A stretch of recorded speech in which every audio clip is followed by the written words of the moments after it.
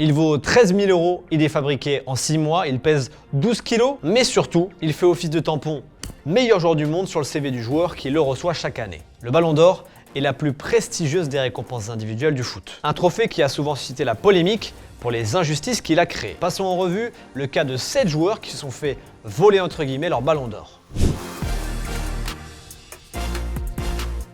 Numéro 1, Franck Ribéry, 2013. C'est comme si c'était un vol. Je n'ai pas eu toute la France derrière moi. J'ai vu de mes propres yeux des Français, des entraîneurs qui m'ont dit « c'est Cristiano Ronaldo qui doit être Ballon d'Or ». Tu penses que le Portugal voulait que ce soit Messi ou Ribéry? Le Ballon d'Or 2013 devait être le couronnement de la domination de Kaiser Frank. Il a finalement été l'amorce de sa chute. Cette année-là, l'ailier gauche réalise une saison stratosphérique sur tous les plans. Il est incroyable dans le jeu, met des coups de rein à n'importe quel défenseur, et niveau palmarès, il remporte la Ligue des Champions, la Bundesliga, la Coupe d'Allemagne et la Super Coupe d'Europe.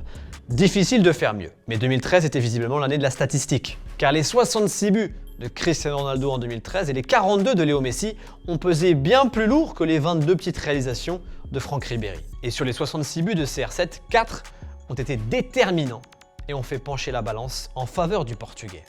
Initialement prévu le 15 novembre, la date de clôture des votes pour le Ballon d'Or 2013 a été repoussée de 2 semaines en raison d'un faible nombre de réponses de la part des votants. Sauf qu'entre-temps, Cristiano Ronaldo qualifie à lui seul le Portugal pour la Coupe du Monde 2014 face à la Suède de Zlatan Ibrahimovic. Il marque le seul but du match aller, 1-0, et il répond au doublé de Zlatan par un triplé en Suède au retour, score final 3-2. Au-delà de ce match, entre le 1er septembre et la nouvelle date butoir, CR7 inscrit 32 buts en 3 mois. Résultat, Franck Ribéry voit le Ballon d'Or lui échapper. Pire, il finit 3e derrière Léo Messi. Un verdict, un vol selon lui, dont il ne se remettra jamais. Numéro 2, Wesley Sneijder, 2010. Les plus jeunes l'ont sûrement connu à Nice ou ensuite avec un petit bid à bière. Mais en 2010, le Néerlandais était la caution offensive, le catalyseur du grand Inter de José Mourinho. Sneijder réalise le triplé Coupe, Championnat, Ligue des Champions et c'est justement en Coupe d'Europe qu'il s'illustre le plus en club. Passeur en 8e, buteur et passeur en quart, buteur et passeur lors de la demi-finale aller face au grand Barça de Pep Guardiola, passeur sur le seul but de la finale contre le Bayern. Il est injouable en LDC. Sneijder réalise aussi un money time exceptionnel avec son pays en Coupe du Monde, avec un but en 8e, un doublé en quart et un nouveau but en demi. Il a été stratosphérique dans les moments importants des 2 plus grandes compètes du monde du football. Sauf que c'est finalement Léo Messi qui s'impose cette année-là. Et comme pour Ribéry, alors que les observateurs voyaient Sneijder s'imposer, il ne finit que 4e derrière les champions du monde espagnols Andrés Iniesta 2e et Xavi 3e. Alors, précisons quand même une chose. Cette édition 2010 était la première du nouveau système de vote, celui incluant les sélectionneurs et les capitaines des 208 pays membres de la FIFA, en plus du vote des 208 journalistes. Ses 60 buts marqués en un an, son titre en Liga, sa Super Coupe d'Espagne et son style de jeu si particulier ont pesé plus lourd dans la tête des votants pour Messi que pour Sneijder. D'ailleurs, on parle souvent d'un potentiel vol pour Andrés Iniesta, mais l'Espagnol le dit lui-même dans son autobiographie, sa saison 2009-2010 a été une vraie chute libre pour lui avec le décès de son ami footballeur à l'Espagnol Dani Jarque. Il marque en finale de Coupe du Monde avec l'Espagne, certes, mais il rate la demi-finale face à l'Inter et la dernière ligne droite en Liga. Donc avec le recul et en préparant cette vidéo, je me dis que l'injustice, finalement, elle est bien plus grande pour Sneijder que pour Iniesta. Mais n'hésitez pas à me donner votre avis en commentaire, les amis. Numéro 2, Robert Lewandowski, 2020. Lewandowski ne s'est pas fait voler son Ballon d'Or par un vote, mais par une annulation de vote. Parce qu'il n'y a pas eu de vote, il n'y a pas eu de Ballon d'Or. On est en 2020, Lewandowski inscrit 55 buts et délivre 10 passes décisives en 47 matchs, dont 5 buts et 6 assists lors des matchs couperets de Ligue des Champions, même s'il y a le final à Ligue. Bref. Il remporte la Champions donc, la Bundesliga et la Coupe. La DFB Pokal, comme on l'appelle là-bas, ou comme nous dirait Jean-Charles Sabatier. Sauf que, à la surprise générale, France Football décide de ne pas décerner de prix à cause de la pandémie de Covid-19. Le magazine estime que l'arrêt de certains championnats, principalement la France, et la modification de la Champions fausse l'équité sportive. En gros, le Final 8, c'est bidon pour eux. Kylian Mbappé et Neymar ayant bien moins joué de matchs que les joueurs de Liga, de Bundesliga ou de Première Ligue, étant donné que ces championnats ont repris, et pas la Ligue 1 qui s'est arrêtée au moment du confinement. L'année d'après, en 2021, Robert Lewandowski renvoie une saison de haut niveau, 48 buts en 40 matchs, 4 titres, Bundesliga, 2 Supercoupes, mais c'est Messi qui l'emporte. Pourtant, l'Argentin connaît des débuts très difficiles au PSG. Mais c'est pas avec le PSG, c'est avec l'Argentine. La Copa América 2021 qu'il a gagné avec son pays et ses 38 buts lors de sa dernière saison barcelonaise qui ont fait la diff. D'ailleurs, au moment de recevoir le trophée, Messi a essayé de négocier pour Lewandowski. Je voulais dire à Robert que c'est un honneur de me battre à tes côtés. Tu l'as mérité l'an passé.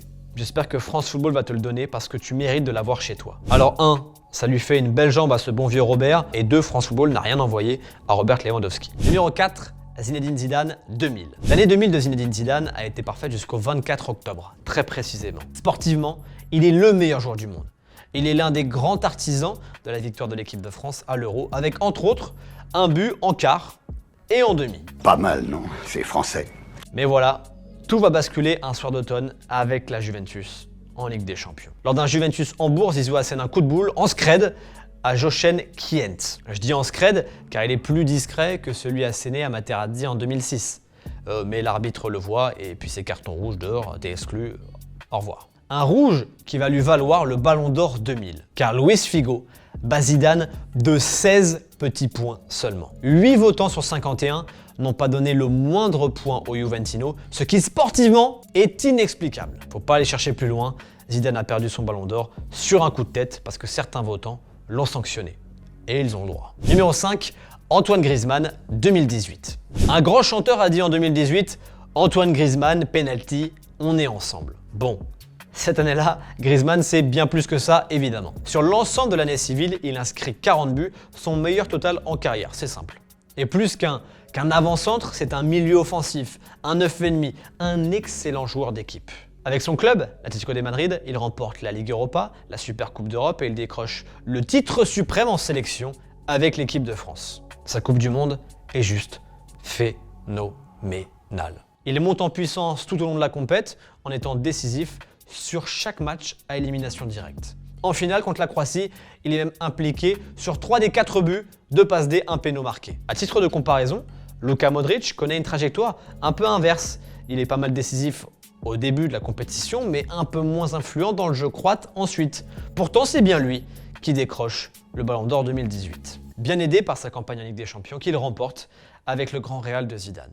Au final, Raphaël Varane peut s'estimer lésé aussi, car lui décroche et la Ligue des Champions et la Coupe du Monde. Mais défenseur, tu connais, il termine seulement 7ème.